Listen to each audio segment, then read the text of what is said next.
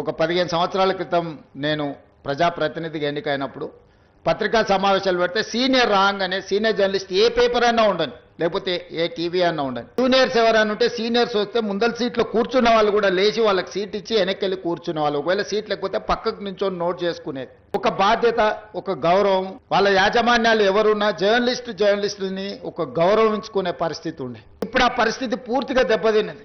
వాడు ఖాళీగా ఉంటాడు కాబట్టి 3 గంటల ముందే వచ్చి ముందల కుర్చీలో కూర్చుంటాడు, కాలు మీద కాలు వేసుకో. వాడికి ఆ వచ్చిన సీనియర్ జర్నలిస్ట్ వాళ్ళ జీవితాన్ని మొత్తం జర్నలిజంలో కలిపినరు. వాళ్ళు సిన్సియర్గా ప్రజా సమస్యల్ని విశ్లేషించడానికి, పరిశోధనలు చేయడానికి, వాళ్ళ జీవితాన్ని, ఆరోగ్యాన్ని ఫనంగా పెట్టి, కుటుంబాలను కూడా ఫనంగా పెట్టి ప్రజల సమస్యలను తెలుసుకోవడానికి ఎక్కడెక్కడనో మారుమూల ప్రాంతాలకు వెళ్ళి రోజుల కొద్దీ ప్రజలలో మమేకమై ఆ సమస్యల్ని పాలకులు చేస్తున్న తప్పులను పట్టుకోవడానికి నిరంతరం శ్రమించి విశ్లేషించి మన ప్రాంతంలో జరిగిన విద్యుత్ ఉద్యమాల వెనుక ఇంత కఠోరమైన దీక్ష జర్నలిస్టులది ఉన్నది.